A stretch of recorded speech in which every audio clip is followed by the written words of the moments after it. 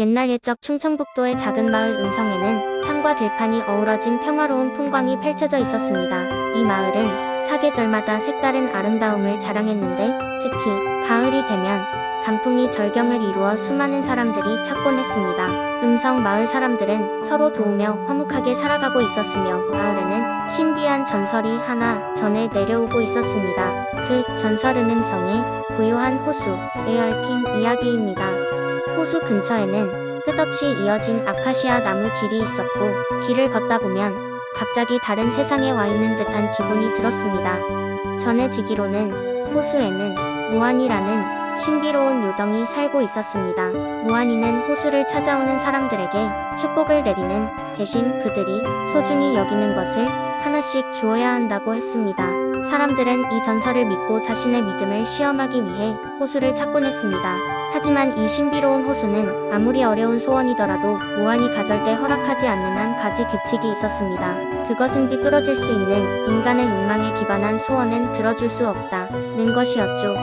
이 규칙 덕분에 음성 마을의 원주민들은 늘 서로 사랑하며 정직하게 살아가려 노력했습니다. 어느 날 음성 마을에는 저 먼 서울에서 온 젊은 청년이 있었습니다. 그의 이름은 윤진이었고 그는 세상에 아무런 애착 없이 막연히 살아가고 있었습니다. 윤진은 오로지 자신의 이익만을 추구하며 때때로 다른 사람들을 속이기도 했습니다. 그는 음성의 아름다움을 들으며 이곳 호수의 전설에 매료되어 찾아가 보기로 했습니다. 윤진은 호수를 바라보며 작은 치기를 억제할 수 없었습니다. 그가 진정으로 원하는 것은 이 세상의 부와 명예였습니다. 하지만 윤진은 호수의 전설을 아는 만큼 그의 소원이 쉽게 이루어지지 않을 것임을 알았습니다. 그래서 그는 기지를 발휘하여 교묘한 방법으로 모한이를 속이려 했습니다. 그는 진심으로 누군가를 사랑하는 사람인 척 가장하며 그 과정에서 타인의 배신을 속삭였습니다. 그러나 모한이는 윤진의 숨겨진 의도를 알았습니다. 그녀는 그에게 고요한 미소를 지으며 말했다. 사람의 마음은 가장 아름다운 것이지만 동시에 가장 불안정한 것이기도 하다. 너의 숨은 욕망에 이끌려 걸어온 길의 끝에는 오직 고독뿐일 것이다. 윤진은 이 말을 깊게 생각하게 되었고 자신의 욕심이 얼마나 헛된지를 깨닫게 되었습니다. 결국 그는 진정한 행복이란 타인에게서 얻어지는 것이 아니고 자신의 내면에서부터 오는 것임을 깨달았습니다. 그는 살면서 사랑과 정직 그리고 진실함을 찾기로 결심했습니다. 그 이후로 음성 마을은 여전히 평화로운 곳으로 남아 사람들은 이 신비로운 전설을 전하며 마음의 평안을 찾곤 했습니다. 이 전설은 그저 전설로 남아있지 않고 이 작은 마을 사람들에게 도덕적 나침반이 되어 주었습니다. 두 번째 이야기. 옛날 옛적 한국의 진주 지역에는 신비로운 호수가 있었다. 이 호수는 잔잔한 물결과 맑은 물로 인해 사람들에게 유명했지만 그 누구도 쉽게 접근할 수 없는 곳에 위치해 있어 접근하기가 어려웠다. 전설에 따르면 호수는 하늘에서 내려온 용이 만든 것이라고 이야기되었다. 용은 하늘에서 내려와 물을 내려주었고 오랜 세월 동안 호수의 물은 마르지 않고 항상 맑았다. 사람들은 그 호수를 청룡지라 부르며 신성한 곳으로 여겼다. 특정한 날이면 마을 사람들은 이곳에 와서 풍요와 건강을 기원하며 제사를 지냈다. 진주의 한 조용한 마을에 소녀가 살고 있었다. 그녀의 이름은 은혜였다. 은혜는 호수에 대해 많은 이야기를 들었지만 한 번도 그곳에 가본 적이 없었다. 그녀의 할아버지는 종종 옛날 이야기를 들려주며 호수에는 특별한 힘이 있다고 말했다. 은혜는 호수의 비밀에 대해 더욱 궁금해졌다. 어느 날 밤 은혜는 꿈을 꾸었다. 꿈속에서 그녀는 호수로 가는 길을 발견했고 호수 중앙에 높은 바위가 보였다. 바위 위에는 신비로운 빛의 구슬이 있었고 그것은 마치 은혜를 끌어당기는 듯 했다. 꿈에서 깨어난 은혜는 그곳에 꼭 가봐야겠다고 결심했다. 다음 날 은혜는 새벽 일찍 일어나서 조심스레 호수로 향했다. 숲을 헤치고 길을 찾아가던 중 그녀는 길 한복판에서 작은 여우를 만났다. 여우는 눈이 초롱초롱 빛나며 은혜를 호수로 안내해 주었다. 은혜는 여우의 도움으로 마침내 호수에 도착할 수 있었다. 호수는 꿈에서 본 것처럼 맑고 아름다웠다. 은혜는 바위로 올라가서 꿈에서 본 신비로운 빛의 구슬을 발견했다. 구슬에 손을 대는 순간 그녀는 과거의 장면들이 떠오르는 걸 보았다. 용이 하늘에서 내려와 마을을 보호하고 호수를 만든 이야기를 직접 보고 느낄 수 있었다. 구슬은 용이 남긴 지혜와 힘을 상징하는 물건이었고 은혜는 그 힘을 빌려 마을을 돕게 되었다. 그녀는 마을 사람들에게 호수의 비밀을 전하며 힘을 합쳐 자연을 보존하고 마을을 번영시켰다. 시간이 흘러 은혜는 마을에서 존경받는 지혜로운 여성이 되었다. 그녀의 이야기와 전설은 대대로 전해져 내려왔고 진주의 청룡지는 여전히 신성하고 중요한 장소로 남았다. 세 번째 이야기. 아주 옛날 거제라는 작은 섬에 황금빛 태양이 바다를 비추면 석화가 스르르 피어나는 아름다운 해안가 마을이 있었다. 사람들은 이곳을 불황리라 불렀으며 그들은 석화를 사랑하여 이를 통해 바다의 이야기를 듣고 인생의 지혜를 얻곤 했다.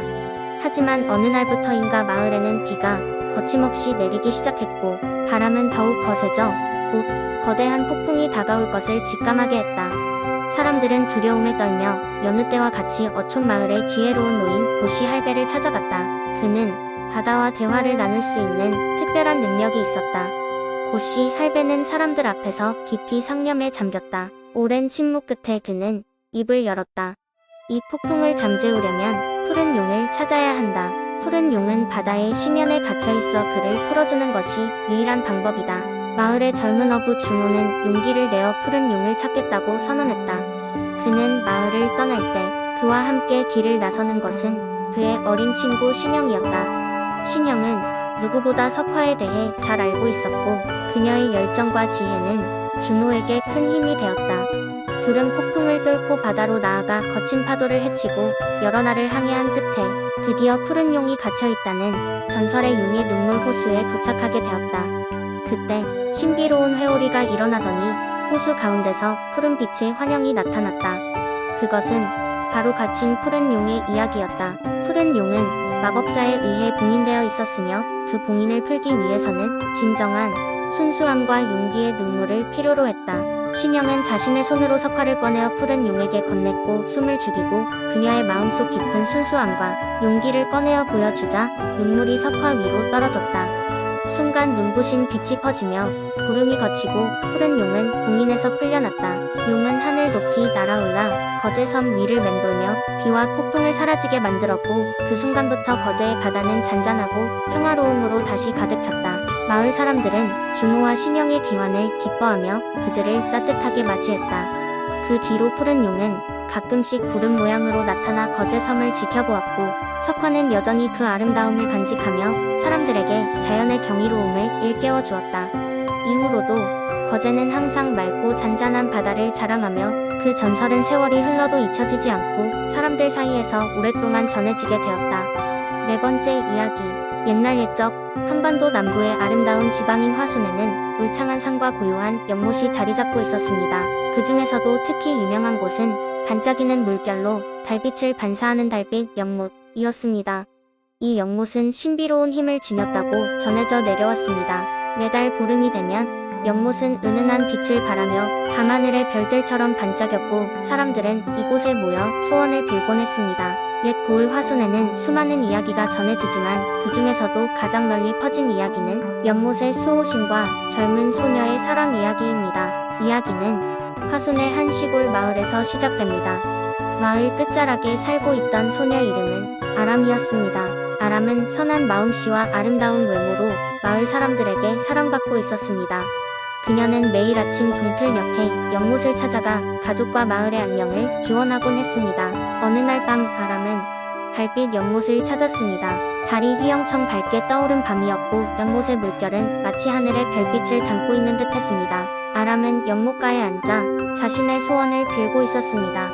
그녀의 소원은 고향 마을 사람들과 자연이 영원히 평화롭게 공존하는 것이었습니다. 그때 연못에서 부드러운 바람이 불어오며 환상적인 빛이 흘렀고 갑자기 물결 속에서 젊은 남자가 나타났습니다. 그의 이름은 연못의 수호신 청운이었습니다. 그는 아람의 간절하고 순수한 마음에 감동하여 인간의 모습으로 나타난 것이었습니다. 청운은 아람에게 물었습니다. 너의 마음을 움직인 것은 무엇이냐? 아람은 놀람을 감추며 답했습니다. 이곳의 자연과 사람들 모두 행복하기를 소원했습니다. 청운은 아람의 진심 어린 소원에 감동하여 그녀에게 특별한 특별한 선물을 주기로 했습니다. 그는 말했습니다. 이 연못에 비친 달빛은 진실한 소원을 이루게 할 힘을 가지고 있다. 하지만 그 힘은 진정으로 순수한 마음에서 나온 소원에만 응답할 것이다. 내 소원은 그런 소원이었으니 너의 소원은 이루어질 것이다. 그 후로 아람과 청운은 매 보름마다 연못가에서 만나 여러 이야기를 나누며 시간을 보냈습니다. 이들의 사랑은 점점 깊어졌고 마을 사람들은 두 사람을 위한 아름다운 전설이 생겨나길 기대했습니다. 그러나 어느 날 하늘이 무겁게 더러워지고 폭풍우가 연못을 뒤덮었습니다. 아람은 폭풍 속에서도 연못을 찾아갔고 청운은 그녀를 보호하기 위해 모습을 드러냈습니다. 그 순간 청운은 자신의 정체를 마을 사람들에게 드러낼 수 없는 기회를 어기게 되었고 연못 깊은 곳으로 사라져야만 했습니다. 청운은 떠나기 전 마지막으로 아람에게 다가가 그녀의 손에 작은 빛의 구슬을 쥐어주며 말했습니다.